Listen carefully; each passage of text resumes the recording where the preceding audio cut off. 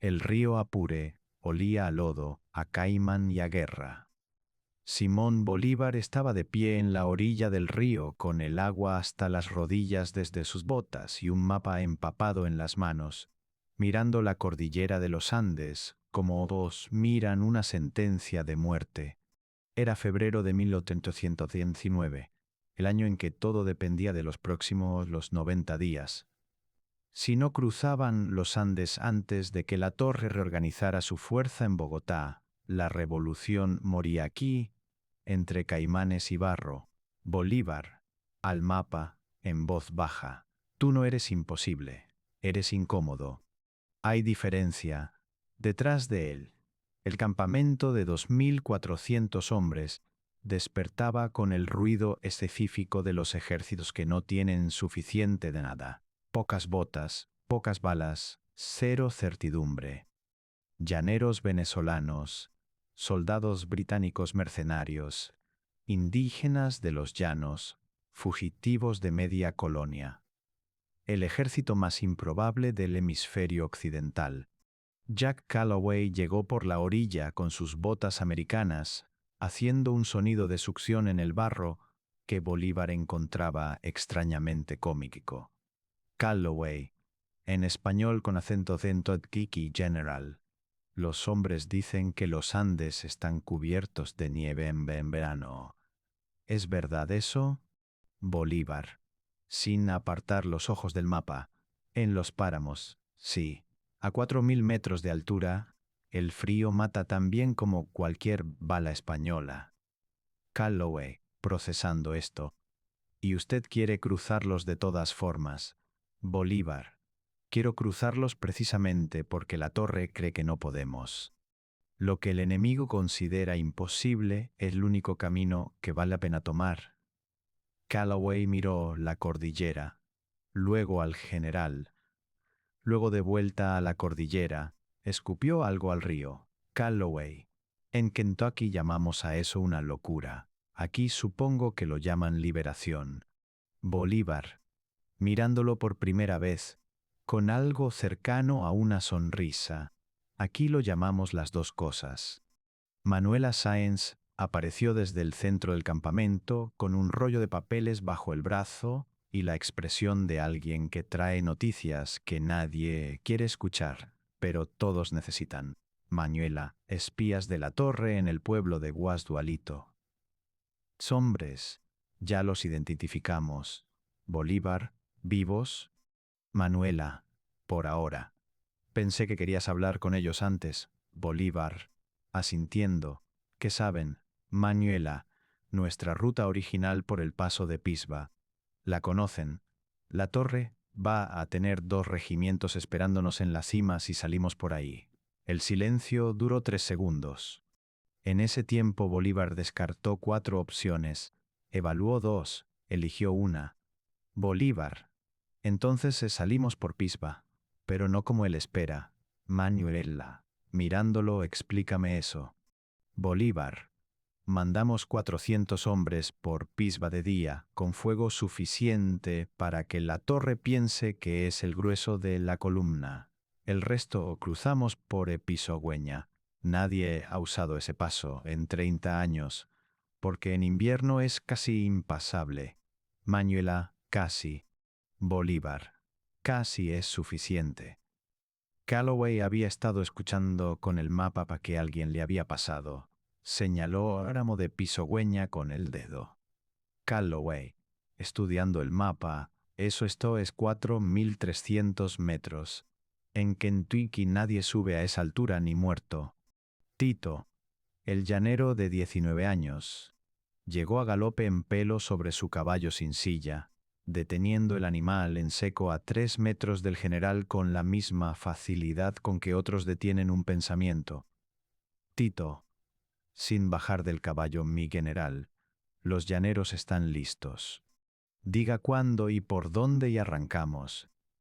Bolívar miró al muchacho, 19 años, lanza en la mano, sin miedo visible, sin botas buenas, sin futuro en ningún mapa conocido excepte Sintió el peso familiar de ser responsable de personas que confían en uno más de lo que debería permitirse. Bolívar. A Tito, preparad los caballos para terreno de montaña. Reducid carga a lo esencial. Y Tito, dile a los llaneros que vamos a hacer algo que van a contarle a sus nietos. Tito, con una sonrisa, que no tiene miedo de nada. ¿Cuándo no, mi general? La columna principal de 2000 hombres entró en los Andes el 27 de junio de 1889. Los primeros dieron selva. El piedemonte llanero convertido en una muralla verde que olía a tierra viva y a peligro viejo. La vegetación era tan densa que los hombres van en fila de uno, cortando camino con machetes. El sudor mezclado con la lluvia que caía 2 veces al día con la puntualidad de un reloj que no conoce convenios. Calloway marchaba con el rifle Kentucky al hombro y los ojos en el dosel. Calloway, a Manuela, que marchaba junto a él. En los bosques de Tennessee he visto selva. Esto no es selva. Esto es la selva de la selva. Manuela. Sin reducir el paso, los españoles también lo piensan. Por eso no vigilan este camino. Calloway. ¿Y los animales? Manuela. Hay jaguares en el piedemonte, serpientes venenosas en el río. Pero ninguno de ellos lleva mosquetes. Calloway procesó esto. Siguió marchando.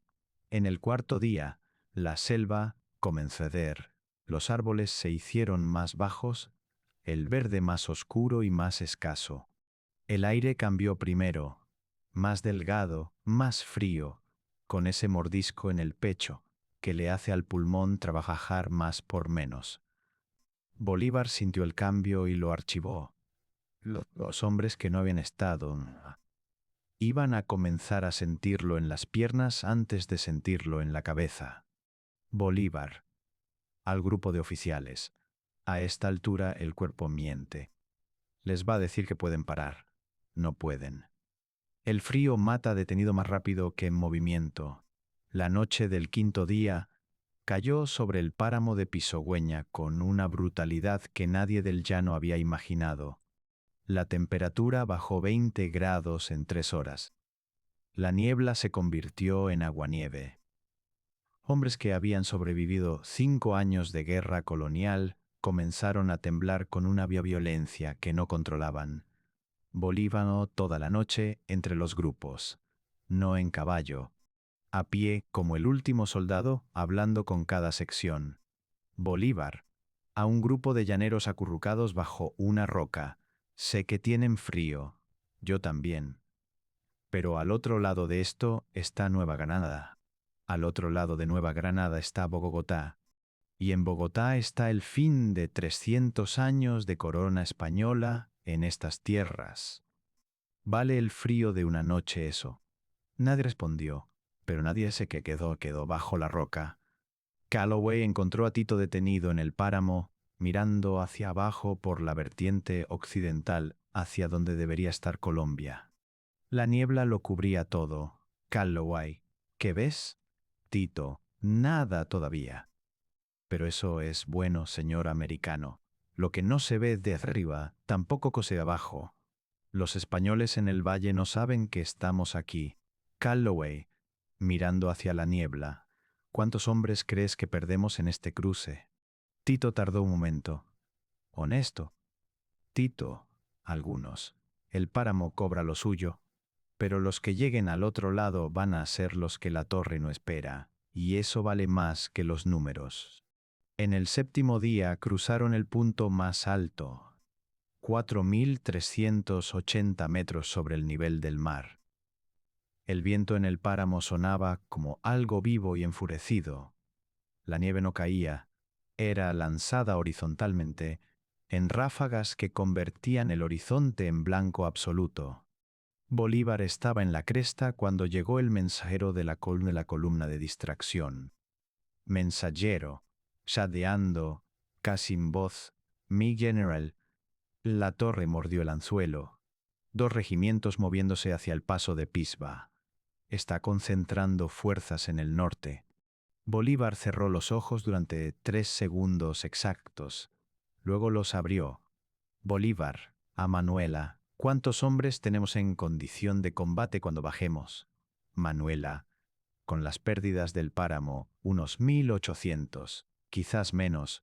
Bolívar, Bolívar, la torre tiene 3000. Manuela, Bolívar, y está mirando para el lado equivocado.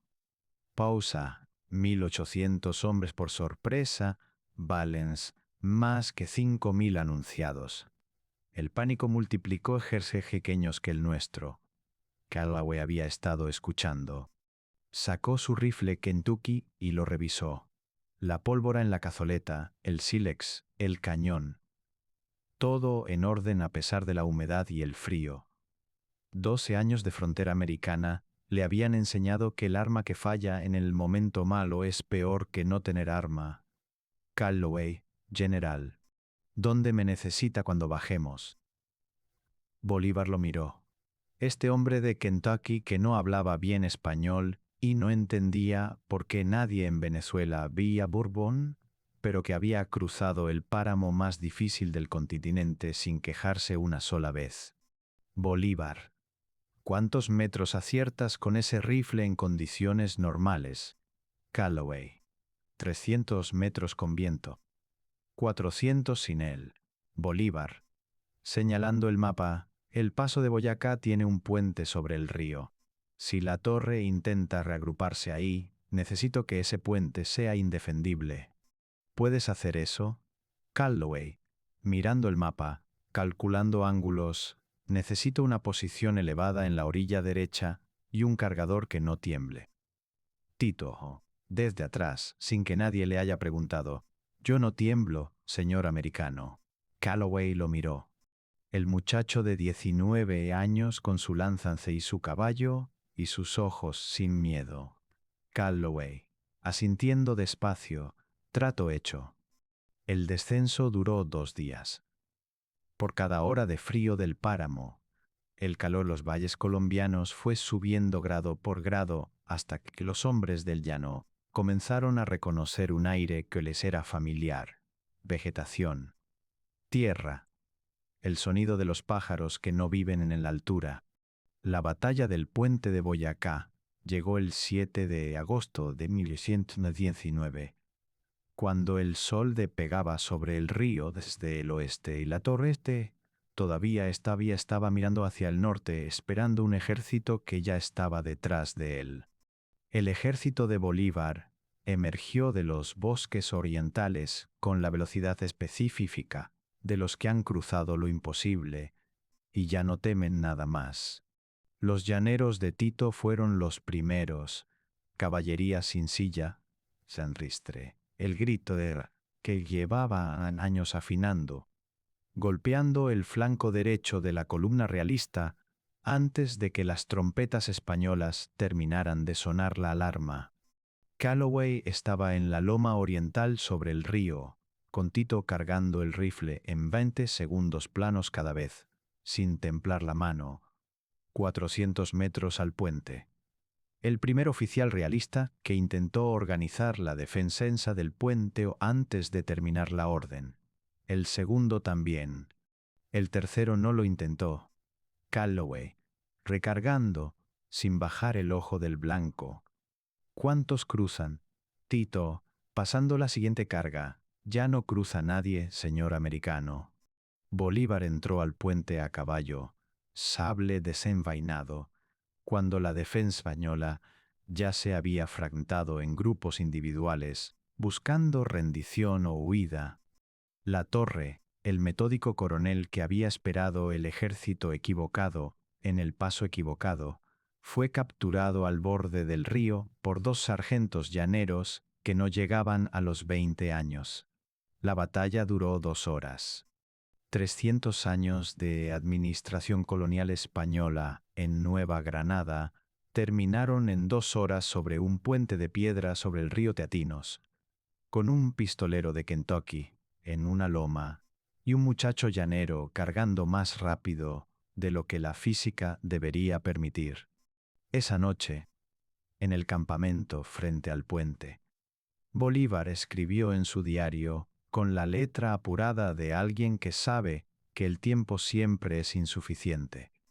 Manuela estaba a su lado leyendo los despachos que llegaban de Bogotá. La ciudad se rendría mañana. Decían todos, sin disparar o adicional. Manuela, sin levantar los ojos de los papeles, lo lograste. Bolívar, escribiendo, lo logramos. Esta noche puedes dormir. Bolívar, dejando la pluma. Esta noche duerme Venezuela. Yo tengo que pensar en Ecuador.